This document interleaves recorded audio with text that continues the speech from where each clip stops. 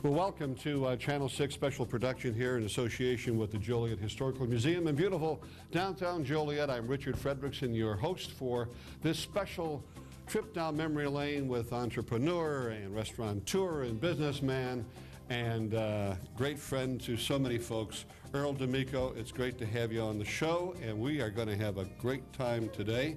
And just so the folks out there in Channel 6 know that a few of your friends showed up, let's hear it from Mr. Earl D'Amico.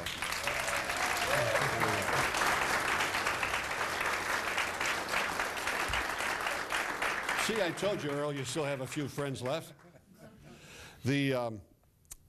Before we start, this afternoon, we text a few of our friends because I came to Joliet in 1978, but in the early 70s, friends of ours at Daly's invited us to come to a club to hear a band who, I don't remember who it was, but it might have been any one of the bands you're going to talk about. And it was the one place, the first place I visited in Joliet back in, I don't know, it was 74, 75, 73, was D'Amico's 214. So I'll be listening to some of your stories. Before we begin with the D'Amico 214 and the Piccolo Theater and all the stories that go with that, let's go and take a little bit of a trip west of town to Troy Township, because that's really, was that not the first restaurant or the first? I think it was, right on the intersection there of Jefferson Street and the other, coming down the hill out of Chicago. Yeah, 52 and what we call 59 59, now, yeah. which may in those days would have been part of Route 66, perhaps? Yeah. In that area? Yeah. Tell me about that. There was an incident that I recall from that corner. When you came down out of Chicago, it was downhill. And you got to the intersection, and a big truck was coming downhill one day, and the guy hit the brake, and he jackknifed, and he rolled the truck over. Well, it was a whiskey truck.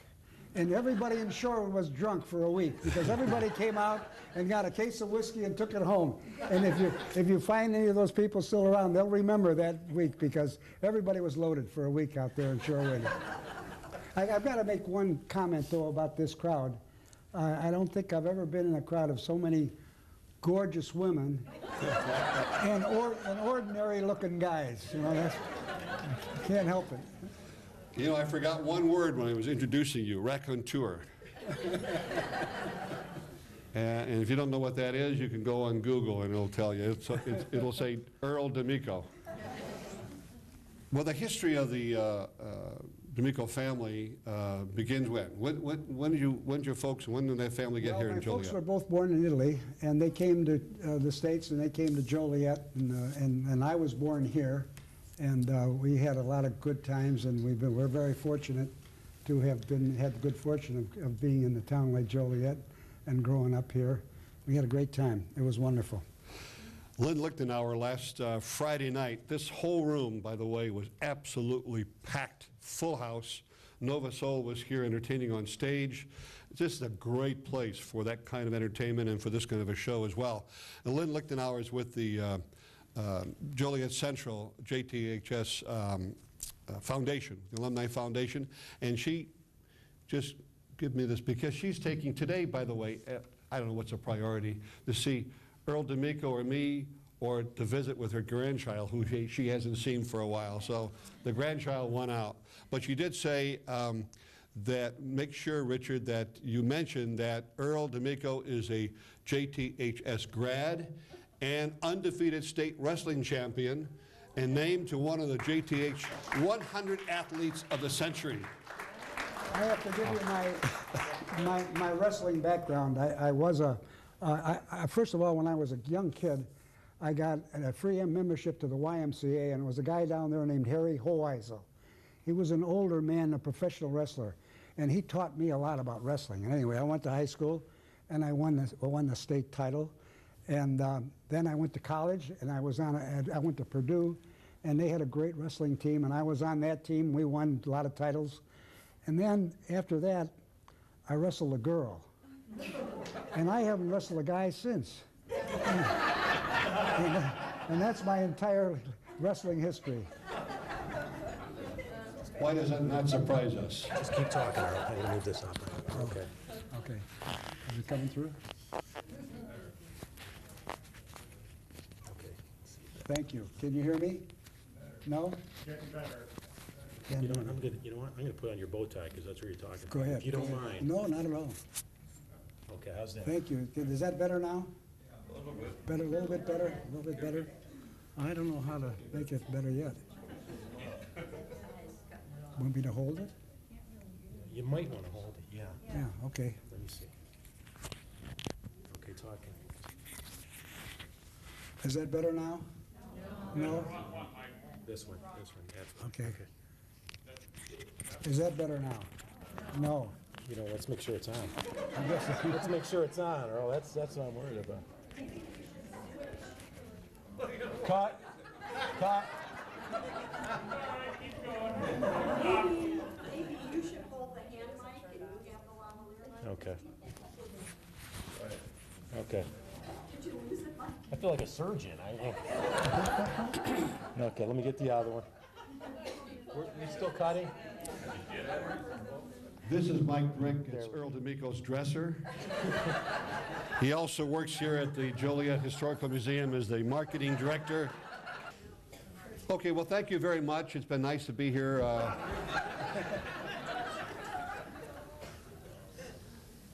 I have no idea where we're at. Okay, here we go. Well, I did have a question for you. When you talked about the first restaurant at 52 and 59 in Shorewood, which was back in those days, I think it was still called Troy. Why restaurants? Why the whole, you know, we're going to go down the road on restaurants, but why restaurants? well, my folks came from Italy and they didn't have any education, so they started working in restaurants, and that was what started for us. And then, of course, we followed our parents and we're in the restaurants also. And we had a lot of wonderful years. We enjoyed it a lot. So with that background, that history, and as a kid working at the restaurants, and then as you grew older, was it you and your brother that opened up D'Amico's 214? And before you even get to that, why? I mean, this was not here, but this was a pretty good sized building to go ahead and buy. We were ambitious, and we were young and ambitious and had a lot of energy. So we kept getting into more restaurants and bigger restaurants and getting started like that. Let's see. The 214 Ottawa. 214 North Iowa Street. So what prompted you to purchase that building? Well, they were there. They weren't doing real well, and it was not doing. What was it? It was a Legion? What was it? It was American Legion okay. membership. The guys used to play cards there and stuff like that. And can you hear me at all? Yeah. Can you hear me? Okay. So that's why we got started there, and we had a great time there. We enjoyed that so much. Well, you're going to do more than tell us about you enjoyed it very much. We have a few years to cover with you on that one. Okay. When did you open it up? What year? 1957. I read your bio. 57. Yeah, good. Okay, good. You got a better memory than I have. Thank you. Yeah, 1957. And then when did it close? 79 or something like that. Okay, so yeah. 1957 to about 1980. Yeah, It's a good run. Oh yeah, That's a good run. A lot of good times. A lot of stories, and I hope you can share a few of these stories with us here. I'll try to clean them up as much as I can. I told you, don't worry about that. We'll edit those out. In the newspaper story that you gave to the Shaw Media a couple of days ago, it was in yesterday's paper or over the weekend, about this was this the first entertainer that you hired, this John Yonley? No, what we did local talent. We didn't have any really outstanding people. And John Yanelli was one of the guys that we used to use. John had been a prisoner of war, and he was Jewish, and he was in a Nazi concentration camp, and they were putting those people in a gas chamber and killing them. But John, because he couldn't speak the languages, there was French and Italian and all languages, and he couldn't speak their languages, so he started entertaining them visually. He did pantomime. And the Nazis were not stupid. They said, man, he keeps them occupied, so don't put him in the gas chamber. So he saved his life that way. He kept entertaining these other prisoners until the time that they put him in the gas chamber. But he lived through the whole thing, and he saved his life that way. And then when he came home, he moved into New Lenox, and I got to know him, and we were friends, and I used to use him in some of my shows. He always, we had him do shows for us, and he enjoyed it and did a great job. So, And I know he gets you into booking more people, but before we go to that, when you mentioned you use local entertainment, and he was one of them, Yes. who were some of the other, what kind of entertainment did you have locally here in Joliet? geez, I can't remember their names now, honestly. Or what kind of entertainment? Oh, singers and dancers and stuff like that. But John Yanelli was a super guy, and he used to get me to, then he started. He said, "I'm going to go back to New York and see the owner of his company was Joe Glazer. He owned the Associated Booking Company. I don't know if it's coming through right now, but anyway." You're fine. And he told him about my place and everything else, and he said, I knew that Yanelli was a sort of a character, so I got him to do a special show, and he was so pleased that he went back and told Joe Glazer, "You can send me to Joliet anytime because they know how to take good care of you in Joliet." And that's how we started getting the stars coming out of New York. Every time a big star was going, they called it a satellite booking. And when a big star was going from New York, where most of them were located, going out to Vegas or going to San Francisco, and he'd have 2 or 3 days open, they'd stop in Joliet and do a show. And that's how we started getting the big names. Now, as you mentioned this, John Yanelli, John Yanelli, yes. you're among your first entertainers. Then he goes to New York and he makes his connection with his buddies over there. You said his guy's name is Glazer. Joe Glazer, who was the president of Associated Booking, which at that time was the biggest booking agency in the whole world. It was the place, and we got in with him. It was excellent. We were very lucky. Yeah. So who did you get? I mean, who came down the road? Well, John Yanelli said to me one day, he says, "Earl," he says, "you've treated me so well." He says, "I'm going to do you a favor." I said, "What are you going to do?" He says, "I'm going to get you a satellite booking." Well, I didn't even know what a satellite booking was. I said, "What's that?" He said, "Well," he says, "when a big star is going from New York to Vegas or New York to San Francisco and has time, he'll stop by your place on a Monday or Tuesday, an off night, and do a show for you. That's a satellite booking." I said, "Well, who are you going to get?" He said, "I don't know. We'll get somebody." So a few days later, he called me and he says, "Earl," he said, "we got somebody." I said, "Who have you got?" He says, "I got Louis Armstrong." I said, "Holy Christ, Louis Armstrong. Of course I'll take Louis Armstrong." So we were all excited, you know. And I had seen Louis Armstrong on television many times, and he always had this big white hanky because he worked so hard, he was sweating. The sweat was falling off his chin and his brow, and he was always drying himself. So I said, "Well, we're going to do something different." So he had a 2-part show. He did a first act, and then he would do the second act. Well, when he finished that first act, we pushed him into the dressing room. We stripped him naked, and we towel dried his whole body and put a dry tuxedo on him that I had arranged for. And he said, "Holy mackerel, this is wonderful." He says, "I've never been treated like this. This is great." So he went back on and did like his greatest show ever. And he went back to see Joe Glazer. He said, "Joe, send me to Joliet anytime. They know how to take care of you there." And that was how we got, all these stars came as a result of that little kindness. So, I mean, doing a little kindness is so worthwhile in this world. Be nice to somebody. It'll pay off to you. So it paid off for me, I'll tell you that. So we had everybody as a result of drying him and putting him in a dry outfit, a dry tuxedo. Was that a George Kosak tuxedo? Oh, of course, yeah. I thought I'd put that in there for you, George. So let's start a little bit, okay? So this Glazer fella and Louis Armstrong with his testament that Joliet knows how to treat people. So it begins the episode and the chapters of a lot of people going between New York and Las Vegas. Yeah. So let's start with a couple that I've got down here, and then you can go beyond that. Okay. One of my really favorite entertainers, if you recall, Al Hurt was one of the guys. Al Hurt was great. They were all fantastic. I couldn't believe it. We had one or two of them that were a little bit difficult, but most of them were just beautiful people. And I'll tell you, I wouldn't be here today if it weren't for a couple of people like Joe Shatina and where is I can't see him. I don't know. John Leach. John Leach. He spoke to somebody. I don't know. He turned some things and got some things going and got this whole thing started. Pardon? He's in jail. He's in jail. That's He is not in jail. That's understandable. Anyway, those two guys, if it weren't for them, I wouldn't be here today because I had no way of getting to do this, but they greased it for me, and I really want to thank Joe and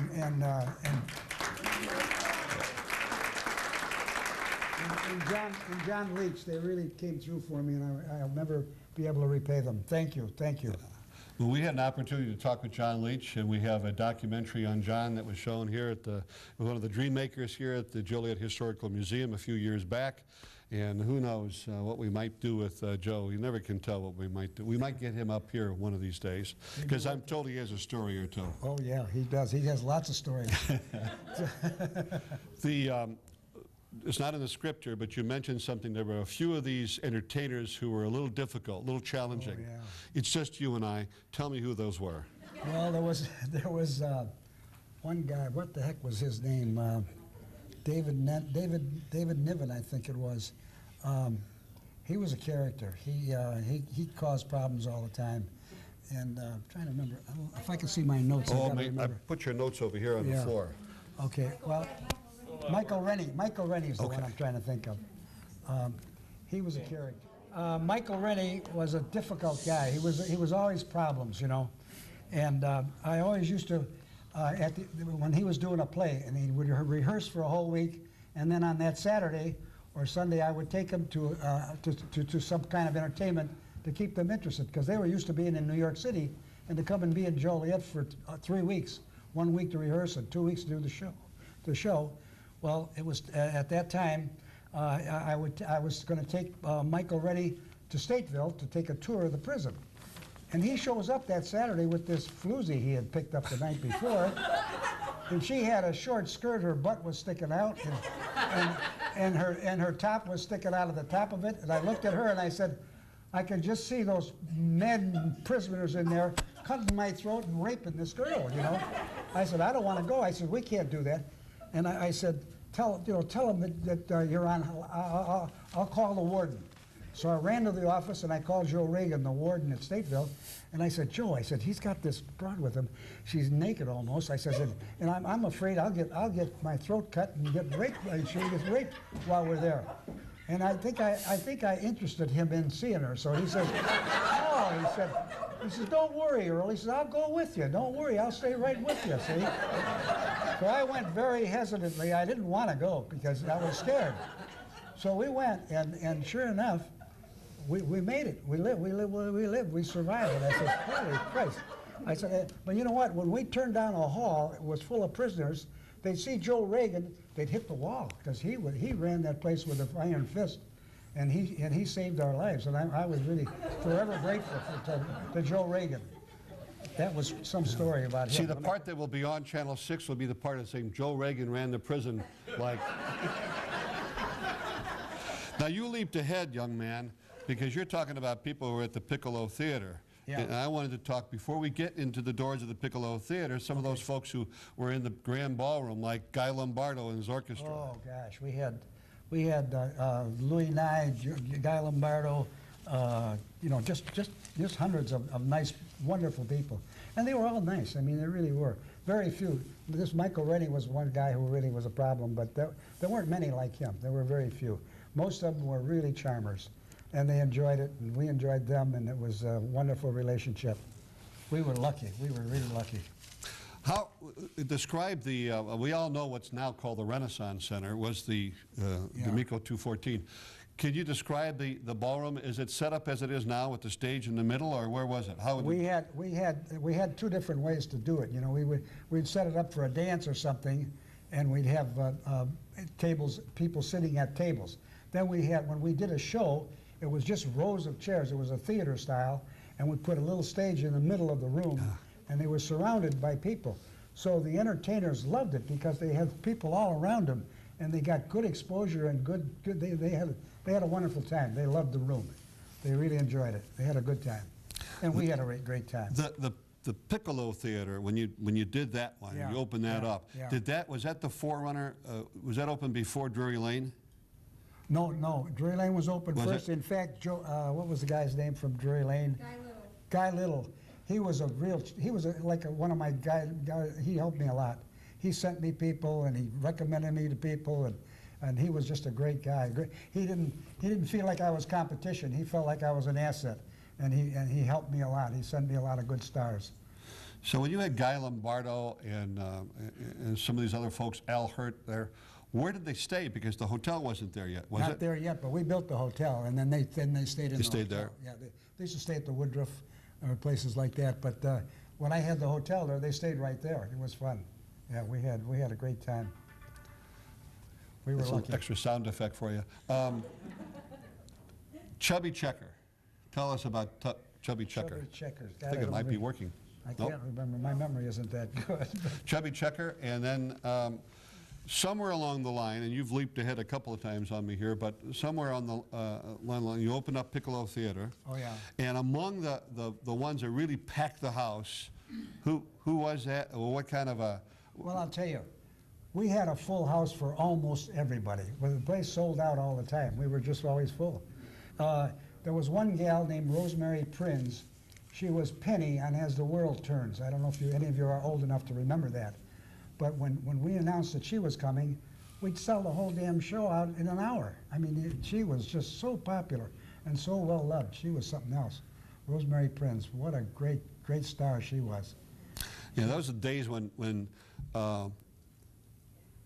majority of women were at home as homemakers, Yeah. and so soap operas from radio, Yeah. and they made the transition to television was still so popular. Oh, yeah. And you had As the World Turns, and then you had a newer one that came up, All My Children. Oh, yeah. And it had college kids watching that, as well as Mom at Home, and then the transition into women working outside the home pretty much put a demise into soap operas.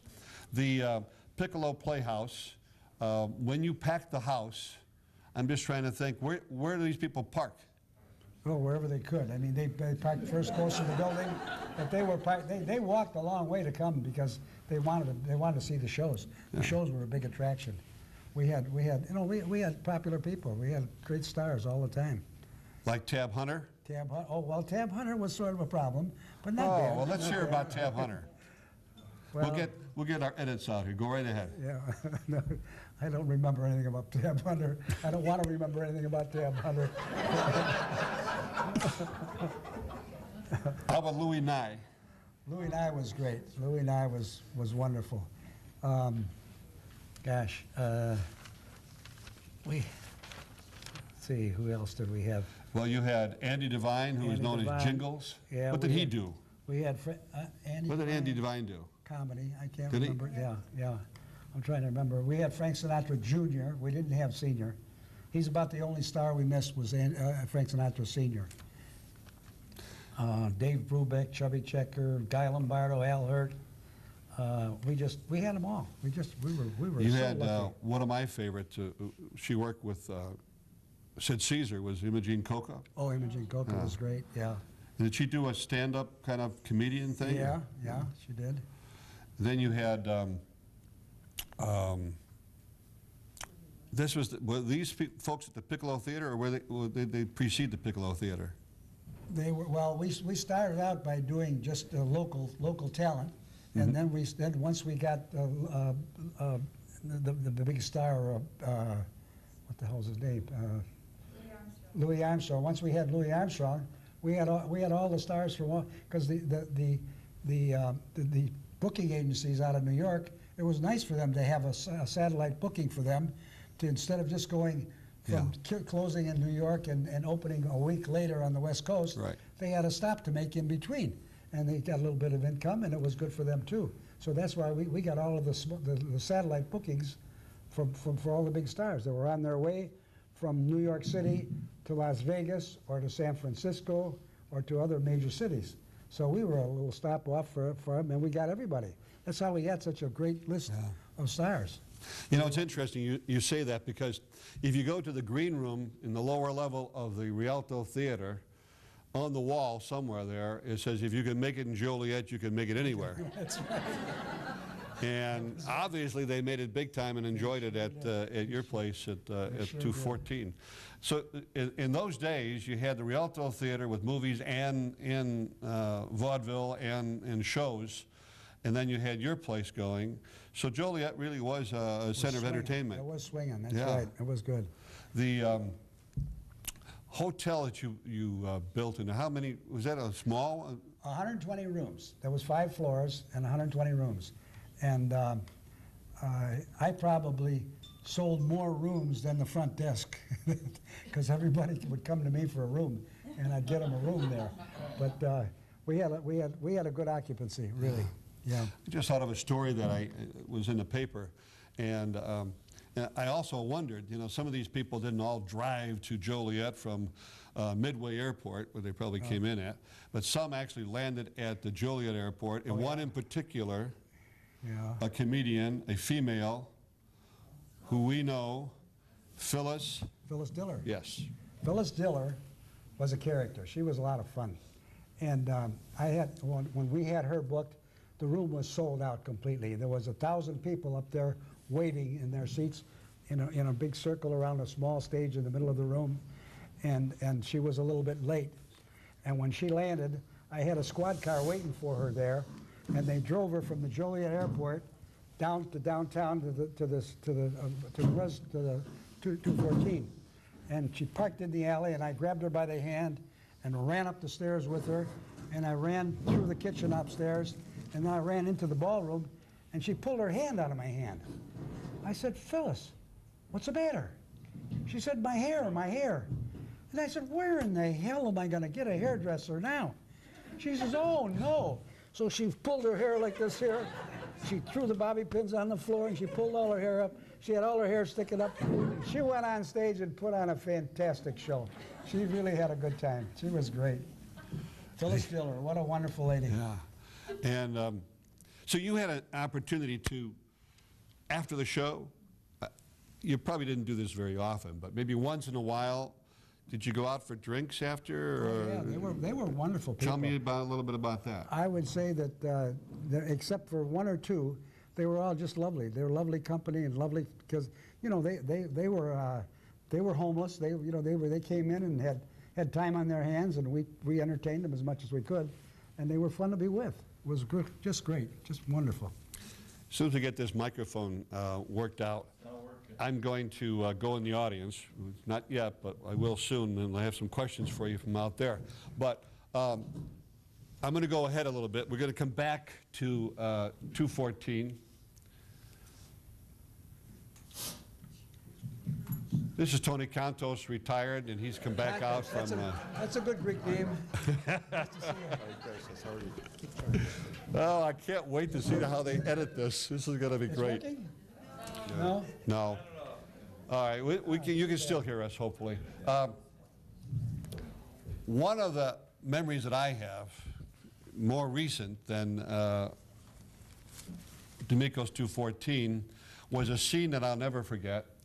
And that was when, and we're going to talk a little bit about Earl's at Jefferson and, is it Hamas? I always call it Hamas. When your compadre across the street, you and Ted Priavolis, set up a table in the middle of the street. Actually, it was Al Kukas. He sat up there? Al Kukas, yeah. Okay. He called me one day. We were neighbors. I had a, well, where the gas station is now, we had a restaurant. It was a neat little restaurant.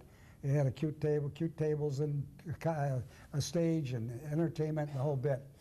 And Al Kukas called me one day. He says, Earl, he says, oh, at that time, there was an island down the middle of the street, of Jefferson Street. There was an island right down the middle of the street. And he said, he called me up and he says, Earl, he says, meet me on the island. I said, what the hell are you talking about on the island? I looked out there, and there was a little cocktail table on that island. And I looked out, and Al comes out, and he sits down at the table, and he waves, and his waitress comes out with two martinis and sits them on the table. So I run out and have my martini with him, and then I wave and get my girl to bring us a couple of martinis, and we're having a good time. All of a sudden, the squad car shows up with the siren going, you know. Get the hell off that corner, you're gonna cause an accident, you bums, you know. So they chased us off. But we had a good time. We had a great time. Well, let's talk a little bit about Earl's, and then we'll go back to 214. So when 214 closed, did you go directly to Earl's? Yeah, I think I'm we gonna did. hold on to this. We did. We built Earl's then and had a restaurant there. Yeah, it was a lot of fun. Yeah. We have a couple of photos for the folks who are here. Before you leave, we'll take a look at some of those photos. But at Earl's, you had walls of the photos of the entertainers. Yeah, the walls were covered with photos. In fact, now that I've sort of retired, I've moved into a condo where I have a small condo, and I have so many pictures that I've got all the walls covered with pictures in the whole condo, and I still have buckets full of pictures that I don't know what to do with. I'm overloaded with pictures, but it's been fun. We can find a corner here in the museum to I can put that in there. I can cover all your walls easily. I'm going to hang on to this. He's just a typical guest. I'm going to get the microphone away from me. The memories of D'Amico 214, what about some of the folks who came to it? Anyone stand out in your mind about the people who would, maybe out-of-town folks or people from Joliet that you remember who were like regulars at your either the Piccolo Theater or at the ballroom? We had a great audience. We had great people, great fun. I look out here and I see a lot of familiar faces that used to come to all my shows, and we just had a wonderful time. It was a wonderful time in our life, and in the time of the downtown. We just had I almost cry when I go by all the buildings that I see that are empty in downtown Joliet now. It really hurts, you know. I remember Baskin's had a fantastic store in town. There were all kinds of stores and things down there that are no longer there anymore. It hurts. It hurts a lot. Well, one of the things, though, because I'm going to say that you were the entrepreneur, you and your brother and the family, opening up these restaurants, opening up D'Amico's 214, opening up the Sheraton Hotel, and there is some analogy here. And in behalf of the Joliet City Center Partnership, I'm going to make that analogy, and that is this. You had the entertainment center of Will County, was Joliet back in 1957 to 1990, 1980, I should say. But today, here in 2014, you may or may not realize this, but within the next couple of months, and also presently, the Rialto Theater obviously is many sold-out performances, renowned throughout the Chicagoland area, and an area that a venue that you may not know of because it pretty much targets younger demographics, but it's a place called Mojo's, which is in the old White store, not White store, Klein store, is a sold-out venue 2 or 3 times a week. National and international groups come. You know, they're Metallica kind of music, but the crowds are from the door all the way to the library when they have shows there. And so it's happening from Earl D'Amico's day. It's transitioning back into an entertainment center, and we will have Lockdown coming from Chicago, opening up in July. And the department is closed now, will be opening up with a new venue in there as well. So there's a spark in life in downtown Joliet because we're still the county seat, lots of things going on. Now, I'm going to, I think, can I? Is it possible for me to go to the audience and ask questions now? How will we do that? This does not work? Or it might work? Does this work? No. Oh, it does? Okay. Hang on to this, sir, but like this, not too close. Okay, we're going to go out here and see. You want to sit there and I'll go out, Richard? Yeah, You sit there, I'll go. because he's going to answer the questions. I can sit back here and relax. Raise your hand if you have a question or so for Earl. We'll give a nickel to every person who, free admission to, don't shout it out now, Elaine. I'm gonna shout it out. Didn't you take a lot of people to the prison? Didn't a lot of your performers wanna go and visit the Yes, we did. We needed to, we needed to do something for people that left the city of New Orleans or San Francisco or Hollywood or New York, and came and were stuck in Joliet for 3 weeks. They would rehearse for a week and then do a 2-week show. I mean, it was so we tried to think of some things to do to entertain them, and one of them was to take them on a tour of the prison. And that was a big deal for them, and it was a big deal for us. And we really enjoyed that, and it helped us keep those people occupied, because at least they could go back and say, we were in Joliet. Holy mackerel, did you see that prison? You know, they'd go back and tell their friends about it, because otherwise they were bored to death here, you know. Yeah. Good things. Anyone else with a question? Yes, Stella. Do you hear from Rosemary Prince? Yes, I do. I call her once in a while. Do you? Yeah, she's How about Louis Nye? Louis Nye. I don't hear from him too much, no, but I hear from Rosemary. Oh, okay. I just wondered if they remember. Oh yeah, she's such a delight, and Rosemary Prince. Okay. She was a character. I worked with you. I think that's good. She was fun. She was a lot of fun. Yes. I actually have a question. I don't know if you hear. She kind of asked that. I was going to ask you, Earl, do you still keep in contact with some of the entertainers you still? Some of them I do. Yes, some of them I do. Some of them I do, and I enjoy it very much. I'm very proud of it, because they were really outstanding people, and most of them were very lovely. Almost all of them, in fact. Just one or two that were a little bit difficult, but it was well worth it. Who was your favorite? Probably Rosemary Prinz was my favorite. She was delightful. Yeah, she was a sweetheart. Is there one or two that you didn't really want to see come back? No, even the nasty ones were worthwhile, because they were good. They were good for what their talents were, and we put up with their flaws, you know. But we enjoyed them. We enjoyed them all. Yeah. Okay, there's a question back there. I'm going to hold on to this for you. What was on the menu at 242? I'll hold on. A lot of Italian food. The giblets were about the favorite. Everybody loved our Italian giblets. And my grandmother was the one who first started doing those at the restaurant, and she was a little tiny Italian lady.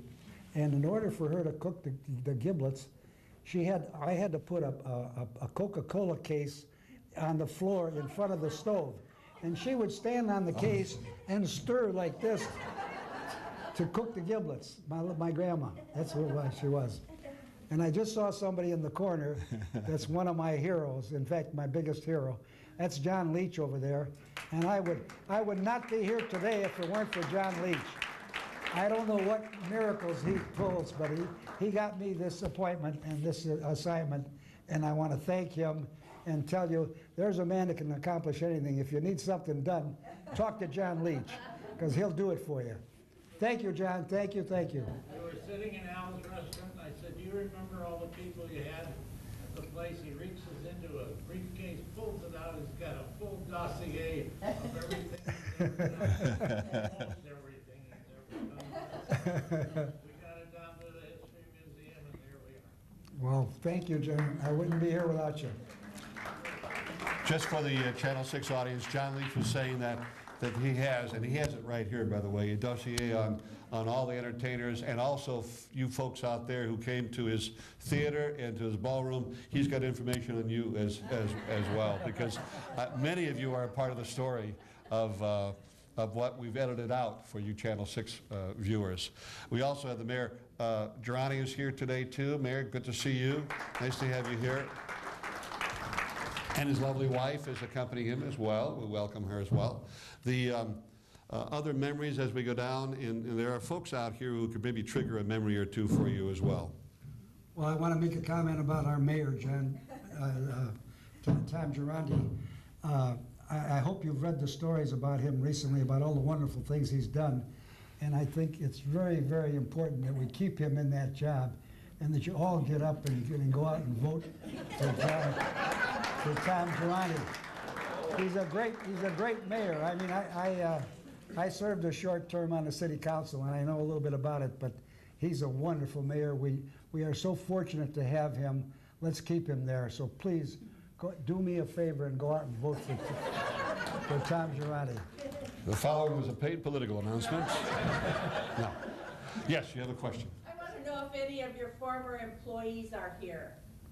Oh, yeah, there are. I'm sure there are. 1, 2, 3, 4, there's a lot of people who used to work with us.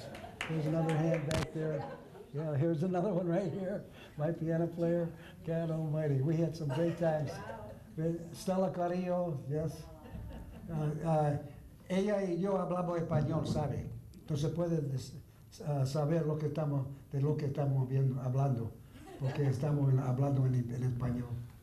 Sí. I like speaking Spanish because it gives me a little privacy.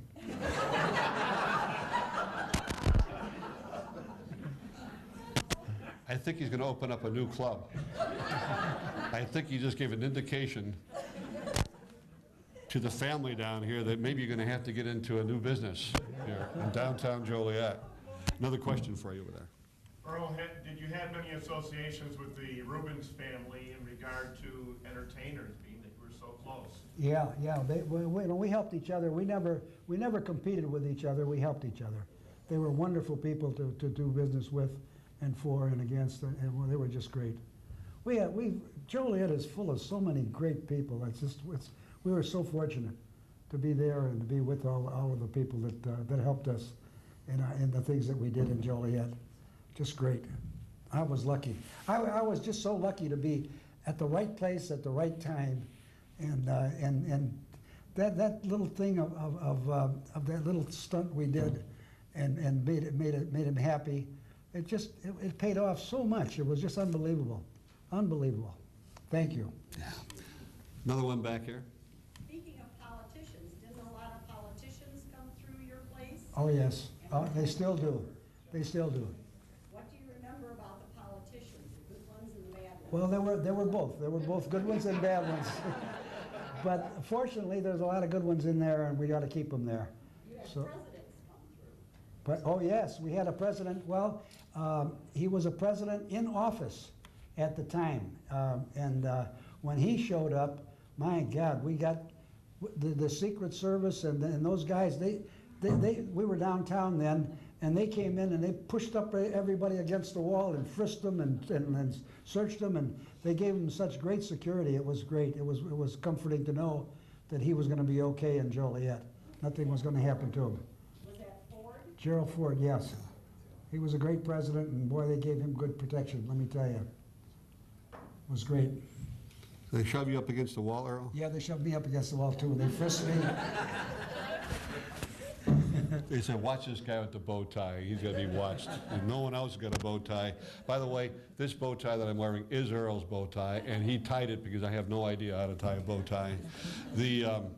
When you look out at the entertainment today, a little comment about what you see, what you hear on entertainment today, good, bad, needs to be changed, Well, go back. I don't think anybody surpasses the kind of people we had. They were wonderful. And they were such nice people, too. And, you know, when they came from New York or from San Francisco or from Los Angeles and were in Joliet for 3 weeks to do a play, that was a hell of an adjustment for them. So we had a hard time, you know, trying to please them and make them happy and make them feel good about being in Joliet. So we were very creative, but we got cooperation from everybody. I mean, everybody helped us out. We gave those people a great welcome and great treatment, and they loved it, and they came back, and they raved about us. Thank you. Yeah, well, it's because of you. And now, were you the sole owner of 214? No, I have family, or my family was all involved, and we were all there. And my brother was my partner, and we had a lot of good times, and we were just lucky. We were very fortunate. So I guess I didn't remember, and I'll ask you now. Did you have food there too? Oh, was it of course. just Yeah, no, booze, no. or was there food? No, we had food. Well, in fact, I don't have one day that somebody doesn't say to me, Earl, can you give me the recipe for the giblets? Everybody loves the giblets. They were so great. And I think I told you earlier, my grandmother used to make them. Originally, my grandmother used to make them, and she was such a tiny little lady that I had to put a pop case in front of the stove, and she would stand in that pop case and stir the giblets like this up over her head. And then everybody come in and eat like heck, Yeah. because they loved them. Yeah, see if you can do better when you're 84. There's a lot of history behind that 214, lots of stories, and you keep talking about giblets. And I also know that you learned how to make a very mean gimlet back in those days as well. Good, yeah. The other, the leaping ahead to more recent times, a few years back at Earl's, what was the favorite, I know what mine was, but what was the favorite food item at Earl's that people would say, we're going down there and at least I'm going to have this? I think the giblets were the #1 item. Yeah. Yeah, that's what you think. I like that soup you serve there. Oh, the tortellini soup. Tortellini soup. That was Yeah. good too. That was Yeah, very good. That was great. Yeah. Well, memory lane, any more questions from the audience? Right, we have one right there. Yes, George McGee was one of the top chefs. Did he get a start there at your restaurant? He started cooking at my restaurant, yes, but he's great. You know, he's still around, and he's had a little health problem, but he's doing better and feeling better, and he's a great guy. Everybody, in fact, that one day doesn't go by that somebody doesn't call me and ask me about George, because everybody loved him and still loves him. He's a great guy, great George McGee. He did the cooking. He was wonderful. He worked hard, and he was fantastic, and still is. What's amazing behind the camera is John Leach is passing out those $2 bills that he's famous for. It's amazing that he's... I got an autograph one. I don't know about you. Did you ever get a $2 bill from John Leach? Yes, he passes them out frequently. I don't know where he comes up with all the money, but he sure does. I've been in his house. He's got a little printing press in the basement there. It's very, very nice. Yes, another... Every Saturday for 10 years, I've had lunch with Earl. Every Saturday, a female comes out of nowhere and gives him a kiss. White lipstick and everything. Beautiful girl. Fortunately, we didn't get that on Channel 6. We didn't have a microphone on him over there. Thank you, John. Do we have a question there for you? Dad, can you tell everybody the story about Count Basie when he came to play? And Oh, yes. Raymond Rossi was taking all the... Ray Rossi took all of our pictures at the restaurant. He was a great photographer and a great guy, you know. And he was there to take a picture of me and Count Basie. And something happened to the camera. The light bulb blew up or something, and he was fooling around with the camera, and we were shaking hands, you know, he and Count Basie and I, and it went on and on and on, and Count Basie says, "Hey there, photography man." He says, "Hurry up." He says, "We're liable to fall in love holding hands."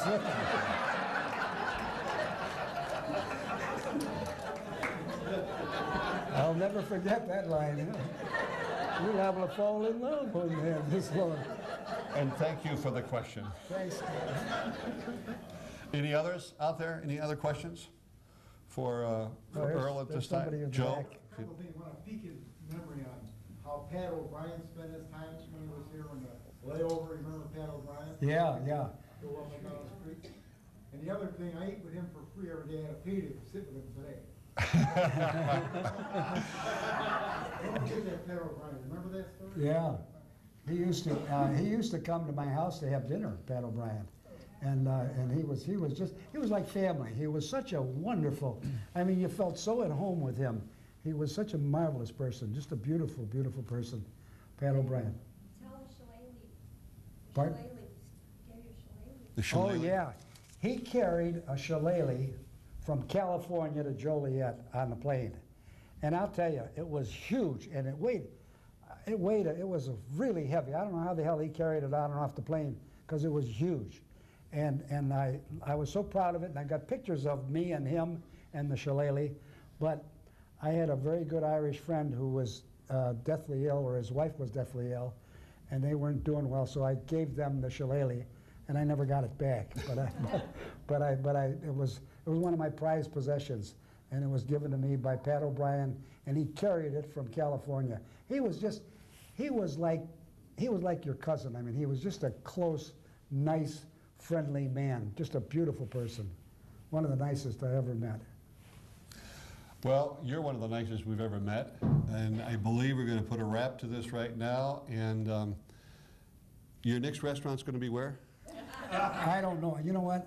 I'm so bored right now that I am thinking about doing something. I don't know what it would be. Maybe I can get a job. Maybe I can get a job working for Tom Girani, being a busboy or something. See, I told you there'd be a cost to that political announcement. I'm so proud of him. I think he's a great mayor, and we got to keep him in there. Please don't forget to get out and vote for Tom Girardi. He's a great mayor. We need him. We need to keep him there. Thank you. Thank you very much. Earl D'Amico, thank you so much. Thank you. Thank you. Thank you.